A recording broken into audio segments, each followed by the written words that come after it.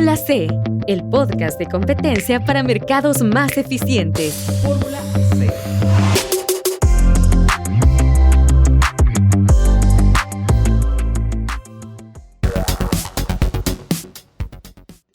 Hola podescuchas, bienvenidos a la Fórmula C, el podcast de competencia para promover mercados más eficientes. Me acompaña en la cabina de competencia José, bienvenido. Hola Danis, gracias. Saludos a todos los que nos escuchan en las diferentes plataformas de streaming y nuevamente gracias por aprender e informarse en este canal.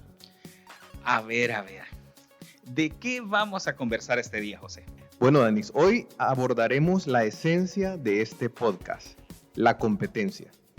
Aún hoy en día muchas personas tienden a confundir los alcances de la competencia con áreas de incidencia del derecho. Por ejemplo, los derechos de los consumidores.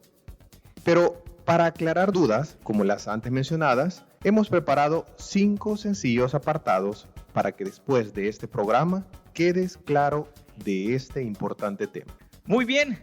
Para ello tendremos a una invitada especial de la Intendencia de Abogacía de la Superintendencia de Competencia de El Salvador, quien nos va a explicar a detalle más sobre este derecho, que ciertamente es de todas las personas y también de las empresas en el sentido de participar con eficiencia, en igualdad de condiciones en las actividades económicas, logrando así servicios con la mejor combinación de calidad, precio, variedad e innovación, maximizando el bienestar de nosotros, los consumidores. Exacto, y para esto vamos a escuchar a nuestra especialista de hoy. Le invitamos a quedarse pendiente de la siguiente sección. Mientras tanto, quiero dejar una pregunta para ir calentando un poquito motores. ¿Crees que debe prevalecer los principios de la competencia en una compra pública de libre gestión?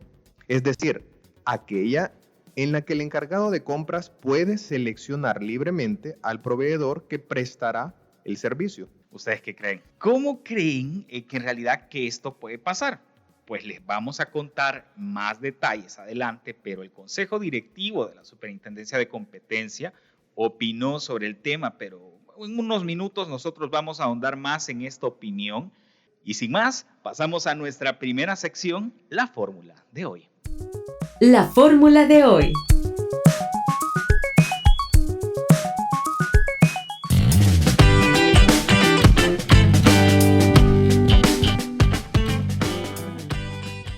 Bien, entonces 5 puntos que debes de conocer sobre la competencia. Para conocer nuestra fórmula de hoy, nos acompaña en cabina de Fórmula C María Elena Bertrán Olano. Es abogado y notario con máster en Derecho Financiero y Negocios de la Universidad Pontificia Bolivariana de Colombia. Además, cuenta con 12 años de experiencia en Derecho de Competencia, así como Derecho de Propiedad Intelectual y Derecho Mercantil. En la actualidad es coordinadora de promoción de la competencia en la Superintendencia de Competencia. Bienvenida, María Elena. Mucho gusto. Qué bueno tenerla con nosotros y va a ser sin duda de mucha ayuda para poder despejar todos estos temas y que quede completamente claro la competencia y de qué se trata. Así es, hemos tratado de organizar, María Elena, como has escuchado, 5 puntos específicos que queremos aclarar esta tarde para que toda nuestra audiencia pueda también conocer esta diferencia, porque mucho se escucha para aquellos que forman parte evidentemente de, digamos que de la rama del derecho, de la economía, tienen cierto conocimiento, pero a veces la ciudadanía en general tienden a tener ciertas dudas respecto al derecho de competencia. Entonces yo creo que podemos empezar, José, consultando qué es y qué no es derecho de competencia. Bueno, creo que lo primero es decir que el concepto de competencia es bien amplio. Ya el derecho de competencia es un poco más acotado a ciertas figuras y creo que por eso es que se da la confusión de qué es y qué no es derecho de competencia. Por ejemplo, hay una figura que es bien común en el ámbito mercantil, que es la competencia desleal, que es una rivalidad entre dos empresas, pero con mala voluntad, o sea, es esa rivalidad como extrema. Y aunque la figura se llama competencia desleal, no está contemplada en el derecho de competencia. O, por ejemplo, que la finalidad de la ley de competencia, una de ellas es velar por el bienestar del consumidor. Entonces se presta confusión decir que nosotros velamos directamente por el consumidor, y no. Entonces hay que aclarar quizás un poco para tratar de enmarcarlo. El derecho de competencia es esa rama jurídica con mucho contenido económico, pero que ve porque el mercado funcione de manera eficiente. Es decir, que todos los agentes económicos o las empresas tengan las reglas claras del juego y que no hagan prácticas o conductas empresariales que puedan afectar a todo el mercado. Si algo que ellos hacen afecta a todo el mercado, es posible que sea una práctica anticompetitiva vista por el derecho de competencia y entonces ahí se activa el accionar de la superintendencia. Entonces, el derecho de competencia es prácticamente las reglas claras del juego para que las empresas compitan, rivalicen entre ellas, haciendo un mercado eficiente, cuya eficiencia nos va a beneficiar a todos como consumidores. Qué interesante, la verdad que como todo juego tiene que tener sus reglas claras. Exacto. Y parte del derecho de competencia es establecer esas reglas claras del juego. Y a partir de aquí viene la segunda pregunta y es, ¿cómo se aplica entonces este derecho de competencia? Dígase así, la práctica a nivel de los mercados. La aplicación del derecho de competencia específicamente es la investigación de posibles prácticas anticompetitivas. Es decir, si hay señales o indicios de que una empresa está cometiendo un accionar que puede estar dañando a su competencia o incluso que no están compitiendo varios competidores entre sí, que es lo que deberían de hacer, y deciden no competir y así manipular de cierta forma el mercado, pues entonces ahí empieza ya la aplicación del derecho de competencia. Se aplica a través de la investigación de las empresas, como digo, o de los agentes económicos, y una vez ya el indicio es fuerte de que se ha cometido una práctica anticompetitiva, entonces se inicia un procedimiento administrativo sancionador, es decir, es una instancia administrativa. La superintendencia, como institución autónoma, es la que desarrolla el procedimiento y aplica multas. No es que vamos a iniciar procesos penales ni que vamos a cerrar empresas o sucursales. No, se hace una investigación y se aplica en todo caso una multa, siempre y cuando se tengan indicios de que efectivamente se está cometiendo una práctica anticompetitiva. María Elena, mencionabas un término que quizás para algunos puede ser nuevo, prácticas anticompetitivas. Entiendo que, así como lo mencionabas, es una de las razones de ser de la Superintendencia de Competencia, precisamente vigilar que no se realicen este tipo de prohibiciones de ley, por así decirlo. Pero, ¿cuáles son específicamente? Digamos que en este momento yo soy un empresario y quiero saber qué es lo que no tengo que hacer para no incumplir la ley.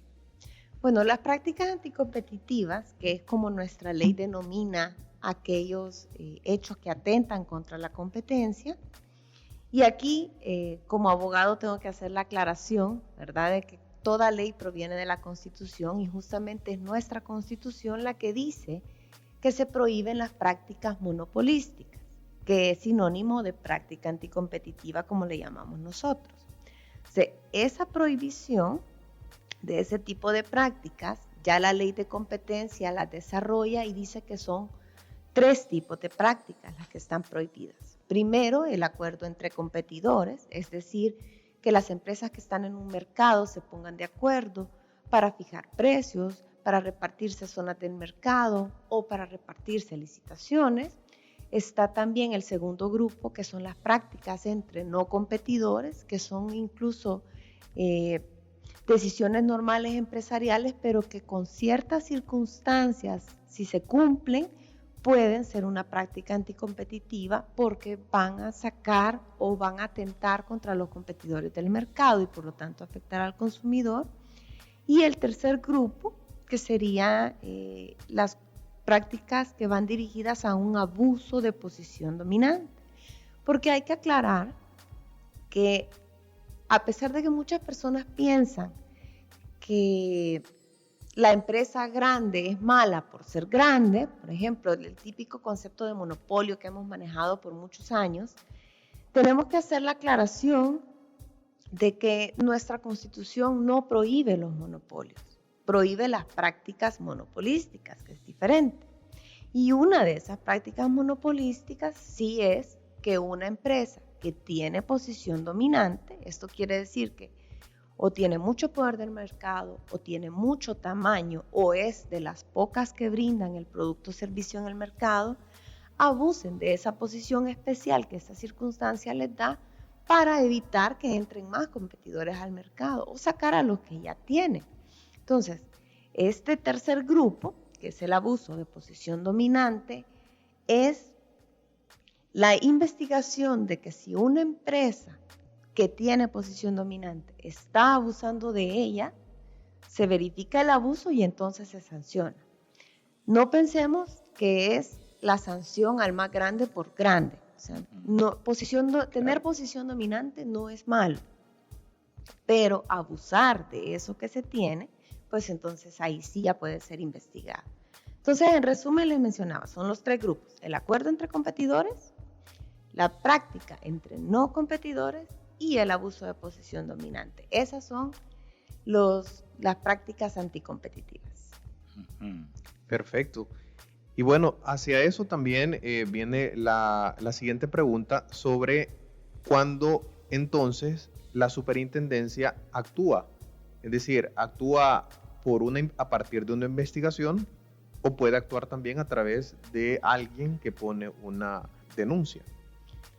La ley establece que la superintendencia empieza su actuar respecto a una posible práctica anticompetitiva de dos formas: a través de una denuncia que puede ser interpuesta por cualquier ciudadano, por cualquier empresa, por cualquier asociación, etcétera, o de oficio. Lo único es que en el caso de competencia, cuando decimos denuncia, no estamos hablando de la denuncia como se ve en otras áreas, que por ejemplo yo puedo llamar a un número, decir, mire, pasa esto, y ya eso es considerado una denuncia. Para nosotros, como Superintendencia de Competencia, de acuerdo a la ley, no es tan sencilla. La denuncia tiene unos requisitos que son bien particulares. Entonces, para que algo pueda ser considerado una denuncia formalmente, tiene que tener esos requisitos. Y justamente porque la denuncia es un tanto engorrosa por todo lo que tiene que llevar, la superintendencia también tiene la facultad de empezar de oficio. Es decir, alguien puede dar un aviso a la superintendencia, para no llamarlo denuncia y que no nos confundamos, dar un aviso a la superintendencia, decir, mire, está pasando algo en este sector, y ya la superintendencia lo que hace es verificar si efectivamente eso que se está oyendo, que se está escuchando, puede ser debido a una práctica anticompetitiva, y si tiene el indicio, pues ya la inicia. O incluso puede que salga una noticia en un periódico y que la superintendencia diga, oh, esta es una señal de una posible práctica anticompetitiva. Sí. Entonces vamos a iniciar justamente porque esta noticia me está dando un indicio. Y cabe aclarar que la superintendencia no necesariamente va a iniciar de un procedimiento administrativo sancionador, porque para iniciar este tipo de procedimientos se tiene que tener un tanto de claridad de cuál es la conducta y quiénes la están cometiendo. Entonces, una denuncia, por ejemplo, uno de los requisitos que tiene es establecer esos puntos. Entonces, ya la superintendencia inicia su procedimiento administrativo sancionador. Pero, por ejemplo, si lo que se recibe es una llamada, un aviso, o vemos una noticia, o una institución nos manda una carta contándonos algo que les está pasando o que han visto en su sector, la superintendencia puede iniciar una actuación previa, que es, bueno, estoy escuchando rumores, ruido en este sector, entonces me voy a meter, voy a recabar un poco más de información y voy a ver si efectivamente hay indicios de práctica, quiénes posiblemente la estén cometiendo, y si logro identificar eso, entonces ya abro el procedimiento administrativo sancionador. Porque a veces puede ser que el ruido que uno está escuchando no sea necesariamente de competencia. por lo que veíamos al principio del podcast, ¿verdad? De que hay muchas cosas que se confunden con competencia, pero que no son, de acuerdo a la ley, cosas que la Superintendencia de Competencia pueda ver. Entonces hay que filtrar justamente qué es lo que estamos recibiendo para poder así enfocarnos a cuando sí podemos aplicar la ley. Pero de poder iniciar, la Superintendencia puede activarse prácticamente de cualquier forma. Sí.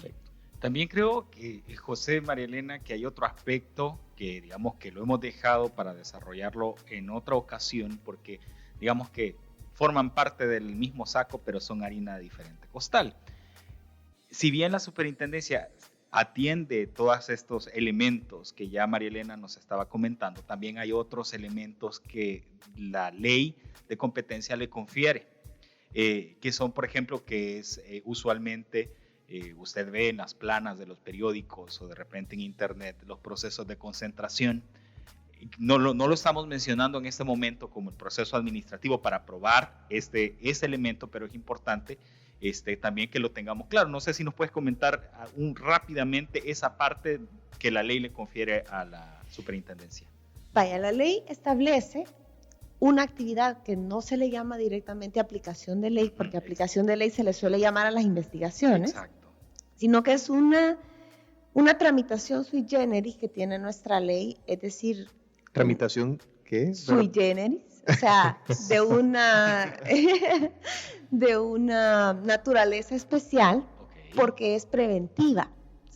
Es un actuar de la Superintendencia donde analiza de forma previa una posible operación empresarial, que sería en este caso la concentración económica, que puede darse ya sea por una fusión, por una compra de activos, una combinación de negocios, y que la ley dice, mire, si esta concentración, o sea, esta unión de negocios supera los umbrales de ley, cierta cantidad que la ley establece, es necesario para su realización que la Superintendencia de Competencia la analice y le dé el visto bueno, porque se está previniendo una posible posición dominante que después se convierta en un abuso.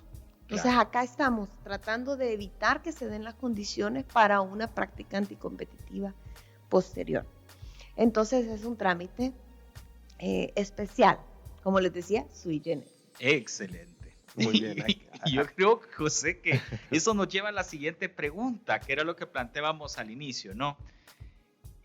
Derecho de competencia y derecho de consumo.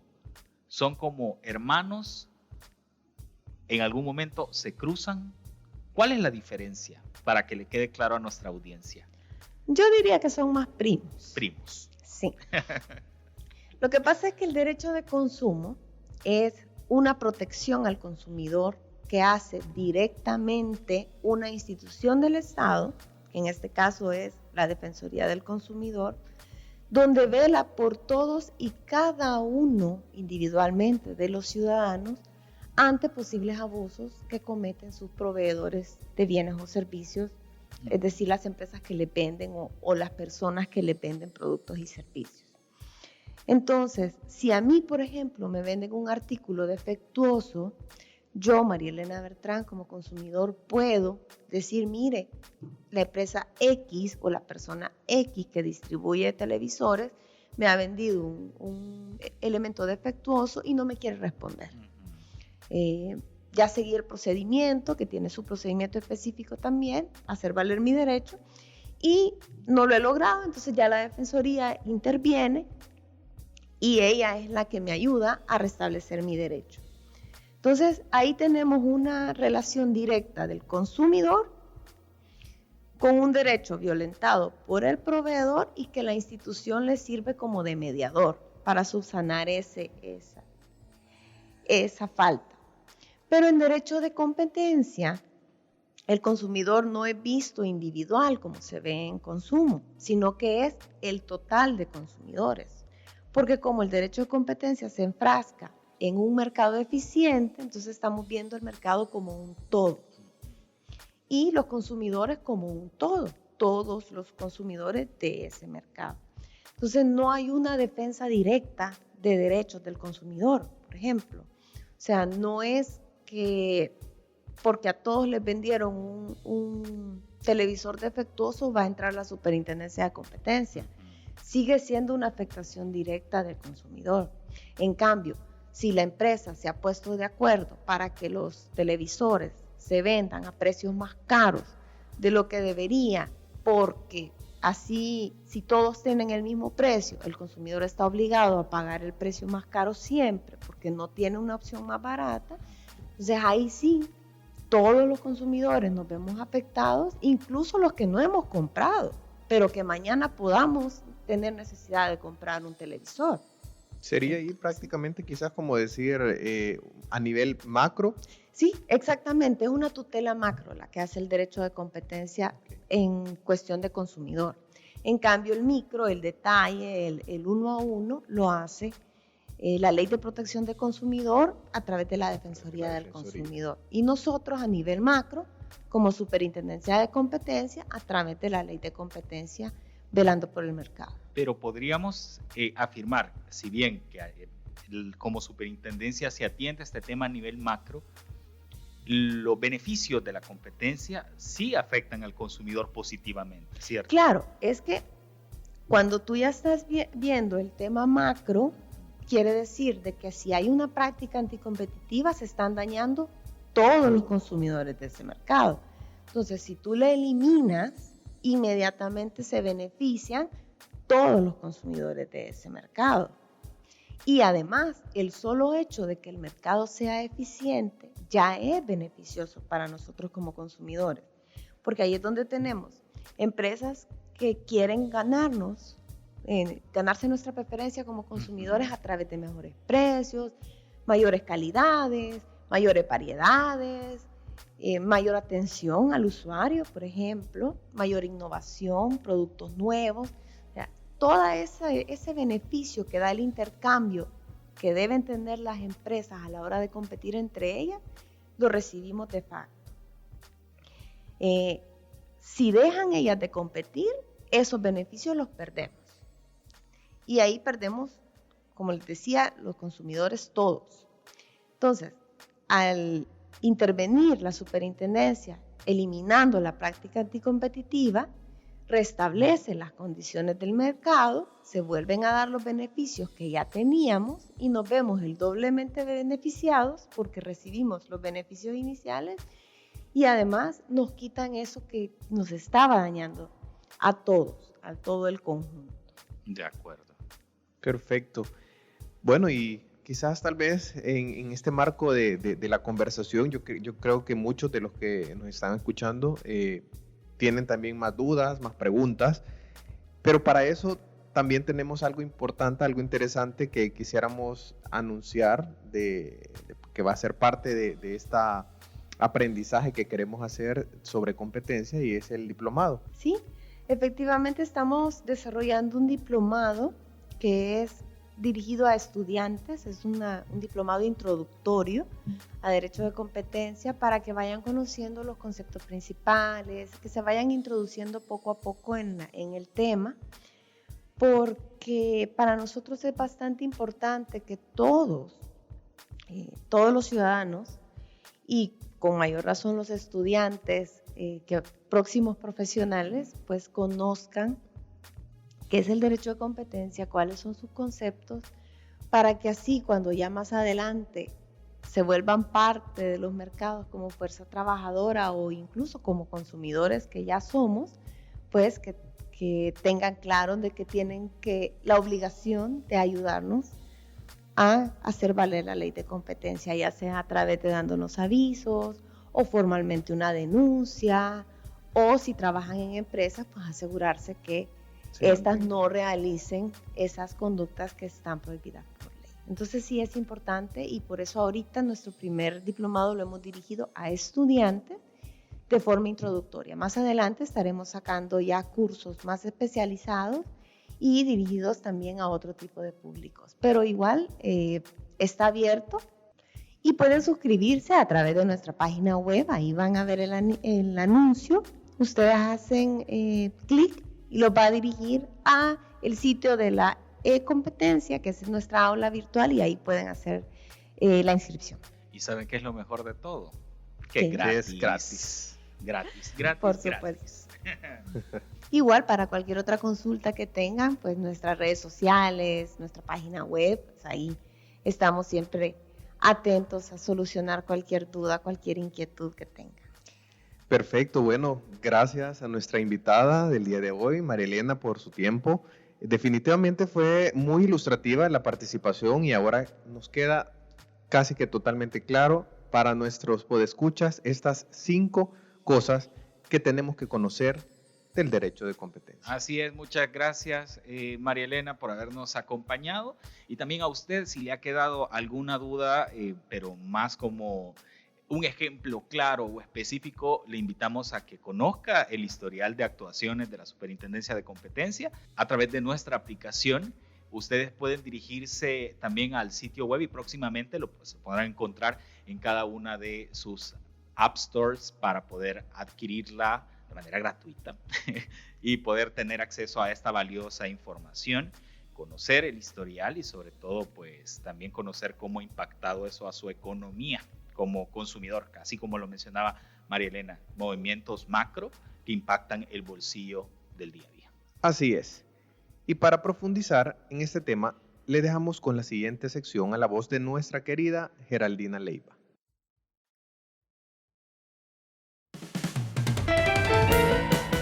En pocas palabras.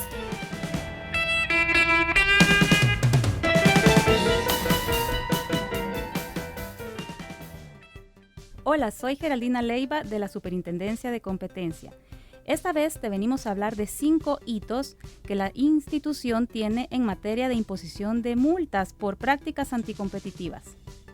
El primer hito tiene que ver con las multas más altas impuestas por la institución desde el 2007. La primera multa más alta fue impuesta en el año 2008 en el caso conocido como harineras. Molsa y Ariza fueron sancionadas por ponerse de acuerdo en la fijación del precio en el mercado de harina de trigo. El segundo caso fue sancionado por abuso de posición dominante por Dizúcar en el año 2012. Y el tercer caso fue el caso conocido como aseguradoras en el año 2015, en el cual 3 aseguradoras en el ramo de seguros de vida de personas fueron sancionadas por acartelarse en la oferta del seguro de invalidez y sobrevivencia que ofertan a las AFP. El segundo hito es las multas impuestas según el tipo de casos. Tenemos 85% de las multas impuestas que corresponden a prácticas anticompetitivas, es decir, acuerdos entre competidores y abuso de posición de dominio, y el 15% que corresponden a otras infracciones. El tercer hito es que de las multas impuestas, la mayoría han sido impugnadas en sede judicial. El 90.61% han sido revisadas en sede judicial o se encuentran en revisión, ya que los agentes económicos no aceptan la sanción impuesta, mientras que el 9.39% no han sido impugnadas, aunque esto no implique que las hayan pagado inmediatamente. Un cuarto hito es que de estos casos disputados en sede judicial, la mayoría han sido resueltos en favor de la Superintendencia de Competencia, ya que 40 casos han sido desestimados en la pretensión de los agentes económicos. 2 casos han sido desistidos por estos agentes económicos y solamente 3 casos han sido fallos en contra de la Superintendencia de Competencia. El quinto hito y final es que de las 101 multas impuestas por la Superintendencia de Competencia a lo largo de su trayectoria, es que 48% han sido cobradas por la Fiscalía General de la República, 19% han sido suspendidas en el órgano judicial por medidas cautelares decretadas, el 7% han sido pagadas directamente por los agentes económicos sancionados y 26% se encuentran en trámite de pago, ya sea porque están en cobro por parte de la Fiscalía General de la República y no se encuentran suspendidas por medida cautelar del órgano judicial. Esto sería todo por hoy. Esperen más información en pocas palabras en nuestro próximo podcast.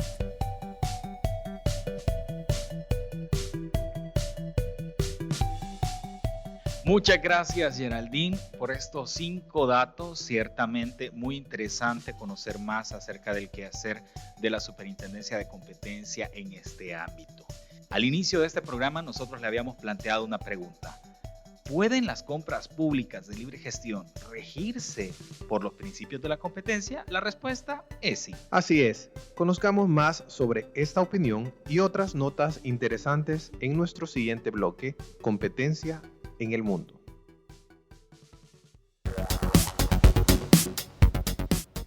Competencia en el mundo.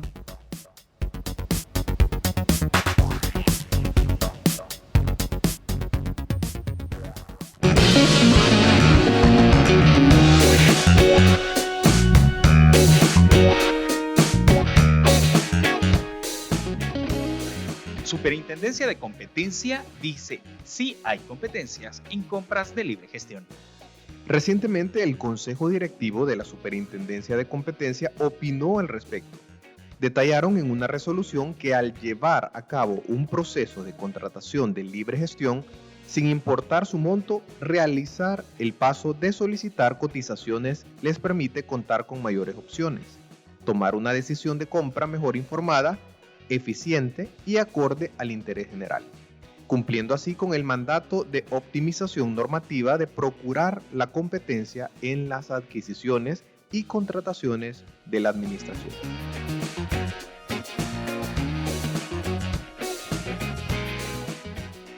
En otras notas, pero esta vez en España, Competencia podrá aplicar sanciones más duras a los cárteles de empresas. El Ministerio de Asuntos Económicos y Transformación Digital se refirió a la última propuesta de reforma de ley de defensa de la competencia que, entre otras cuestiones, elevará el límite máximo de las multas. Este deberá fijarse como mínimo en el 10% de las ventas mundiales de las empresas que atenten contra la libre competencia. Esto supone duplicar el actual límite del 5% que aún existe para algunas prácticas menos graves. El texto también amplía las facultades de inspección de la Comisión Nacional de los Mercados y la Competencia.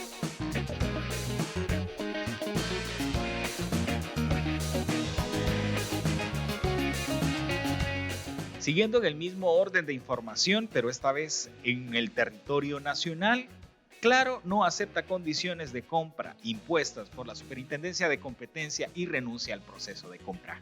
Después de que el Consejo Directivo de la Superintendencia de Competencia condicionara por mayoría la concentración económica en la que América Móvil, propietaria de la marca Claro, buscaba adquirir el capital accionario de Telefónica Móviles El Salvador y Telefónica Multiservicios Movistar, Claro notificó el pasado viernes 4 de septiembre la decisión de no aceptar el conjunto de condiciones y dar por terminado el contrato de compra.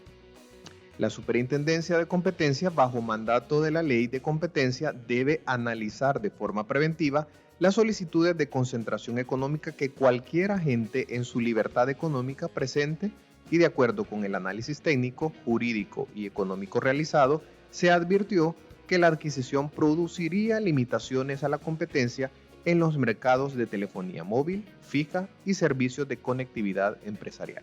Bueno, esto ha sido todo, podcast escuchas. Muchas gracias por acompañarnos. Así es.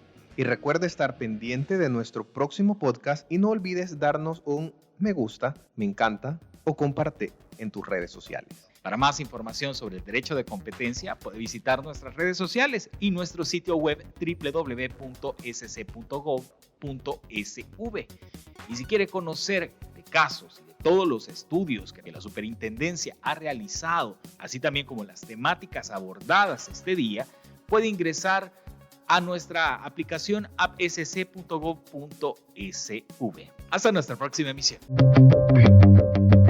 Fórmula C, el podcast de competencia para mercados más eficientes. Fórmula C. Este es un podcast de la Superintendencia de Competencia de El Salvador, Centroamérica.